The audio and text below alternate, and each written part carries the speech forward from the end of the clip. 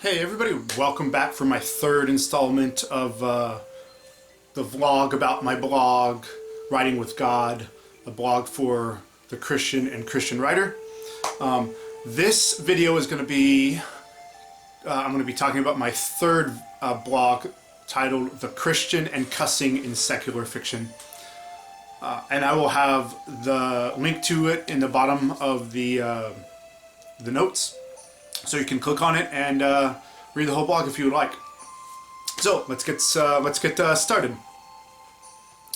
So in cussing, there's quite a different views, and some people don't think they're just words. Other people think they're bad to use. Others say they're only bad if you mean somebody harmed by using the words.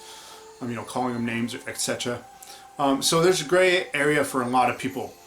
My personal belief is technically there's nothing wrong with using cuss words. It's not necessarily the words themselves are bad. It's more of how we use the word. So I refrain from using cuss words mainly because generally it's hard to use them without being angry. But I just try to refrain as often as I can, just because I try to respect other people. So a lot of people use the idea that cussing, the scripture says, "Thou shalt not curse." So and that particular verse I know of it, and now I'm not a Bible scholar, but I personally believe that particular verse is not talking about cussing. It's different. In that particular verse, it's talking about speaking curses over somebody, like you see in movies like gypsies do or witches do, that kind of thing. There's a lot of power in the tongue, speaking curses. They're not even, like hair falling out stuff, just speaking bad over people. You give them a negative word of the day, like you're stupid or something. So you could technically go that far into that, which could be interpreted as cussing, to include cussing. Because cussing, usually you don't cuss somebody out because you're happy that they're there. Usually you cuss them out because you're angry at them or something. I think that words are just words, even cuss words, but we give power words, and that's when they start to mean something. So some examples, and some of these are kind of not PC, but you'll see why. Ugly.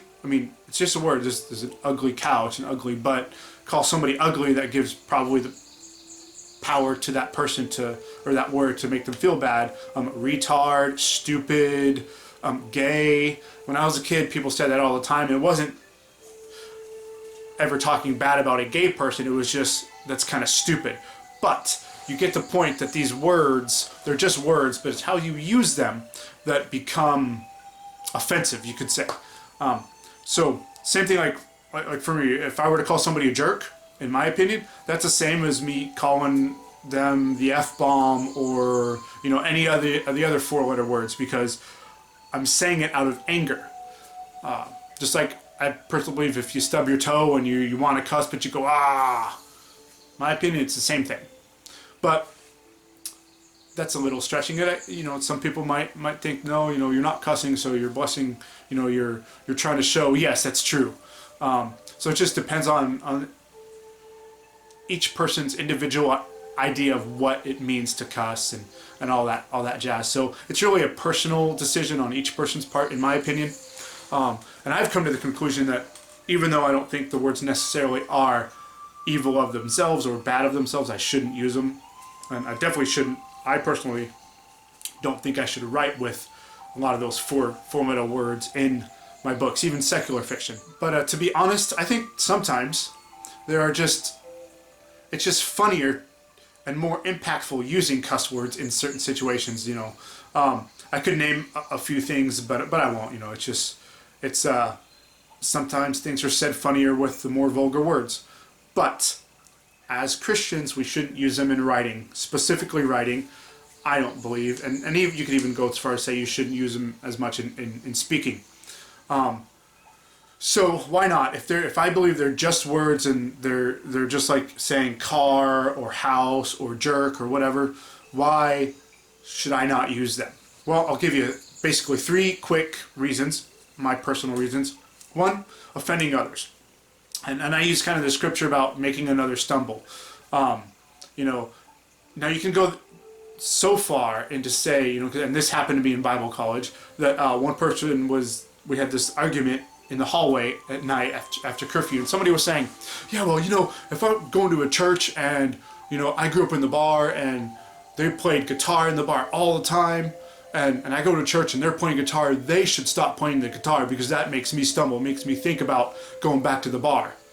I think that's a little over the top. I mean, you just need to get over that, you know, because guitar is one of the issues or one of the main instruments used in churches.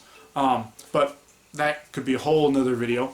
But so basically, I don't want other people to stumble, and Paul talks about it, you know, with the meat to the idols. You know, some people it was okay, some people it wasn't. If somebody mentions, hey, you shouldn't eat that meat, then Paul's like, okay, well then don't. But if nobody mentions it, then it's okay. If you don't ask, if it's okay for your conscience, then you do it, unless somebody who it's not okay for their conscience, then you don't. Like, I would say, I don't necessarily believe it is a sin to drink alcohol. I don't really drink it, but if I were to go to a bar with someone to hang out with them, I would probably just have water or soda. But if somebody, I would never, ever in my life take somebody who I knew to be struggling with alcoholism. You know, that's putting them into a situation in their life to where they could get back into that behavior, that destructive behavior. Another example would be just about offending others. Think about this. Most people, I hope nobody would, but most people wouldn't go into a daycare, elementary and younger daycare, just to go, spout out a few cuss words and maybe a few intimate body parts that people like to use. Why? If they're just words, there's nothing wrong with it. Well, because many parents there probably don't want their little 4-year-old to hear that kind of language. They want to protect them as long as they can about it. So it's just a respect of the situations, of places. Like you would never, say certain things in a church, stuff like that. So I think just being respectful of your surroundings and people, stumbling and all that jazz. So number 2, and I think this is the big one for Christians specifically.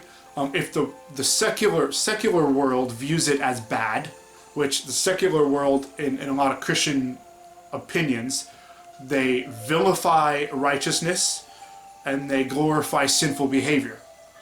So if a world that vilifies righteousness and glorifies sinful behavior considers cuss words bad, then maybe we as Christians should take note of that and refrain from writing them down or even using them.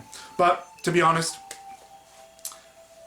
I have been known to cuss on occasion, especially when I'm playing a video game and I keep dying and I get really ticked off and then I start spouting a few cuss words. In my opinion, that is sinful because I'm doing it out of anger, not at a person, but out of the game, maybe out of anger of myself. So in that situation, definitely I shouldn't, but I'm human, and of course I've done it before and probably will do it again when I play video games for that frustrating long of a time and can't seem to beat the level. And I'm sure everybody who's ever played a video game understands that mindset. But we digress. So my third reason is basically, if we're writing cuss words in our fiction, whether it's Christian fiction or secular fiction, we might one day regret penning the words onto paper and publishing them, because in some situations it might hinder your testimony or ministry opportunities.